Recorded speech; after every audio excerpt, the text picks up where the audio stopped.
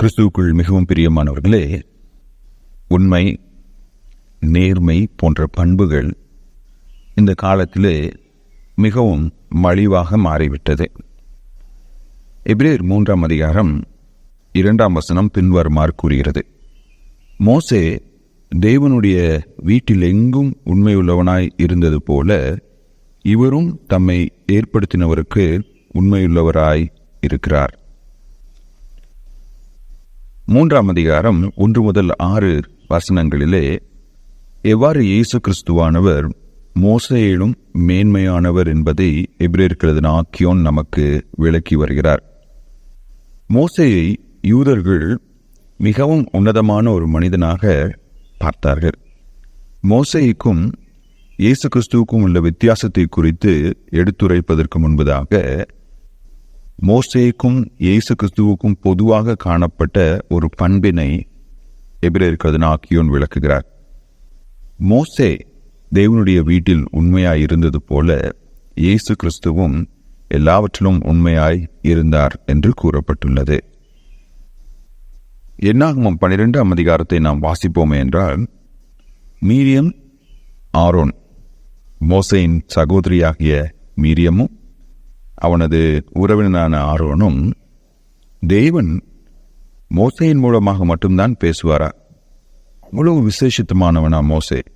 கடவுள் எங்கள் மூலமாகவும் பேசுவார் என்று பெருமிதம் கொண்டு மோசேக்கு எதிர்த்து நின்ற போது கடவுள் பின்வருமாறு 7-8 வசனங்களிலே கூறுகிறார்: என் தாசனாகிய மோசே ஒரு விசேஷமான ஒரு தீர்க்கதரிசி.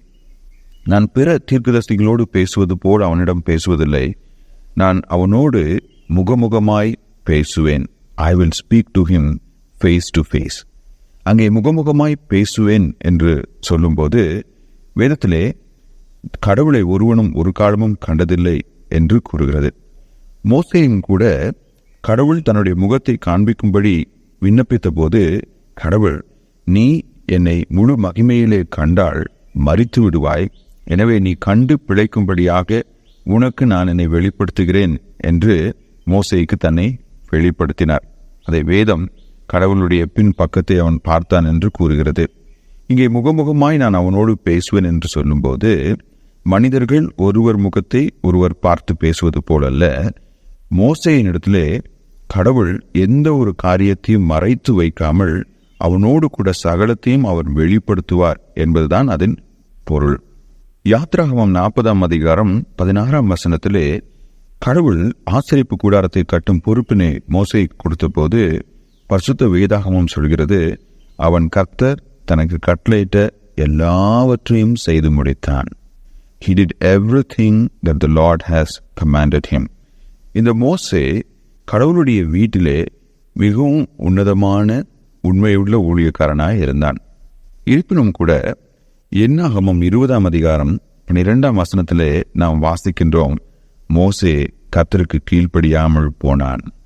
கர்த்தர் இஸ்ரவேலுக்கு தண்ணீரை கொடுக்கும்படியாக நீ பாறையின் இடத்திலே சென்று பேசு என்று சொன்னபோது இஸ்ரவேல் மக்களுடைய முரட்டாட்டத்தின் நிமித்தமாக மோசே அந்த பாறையை அடித்தான். ஆகையினால் கர்த்தர் அவன் மீது கோபம் கொண்டார். மோசேயினால் வாக்குத்தத்தம் செய்யப்பட்ட கானானுக்குள் பிரவேசிக்க முடியாமல் போயிற்று. எனக்கு அன்பானவர்களே, இந்த மோசே எல்லா காரியங்களிலும் கர்த்தருக்கு உண்மையாய் இருந்தான். அதன் பொருள் அவன் நேர்மையாக இருந்தான்.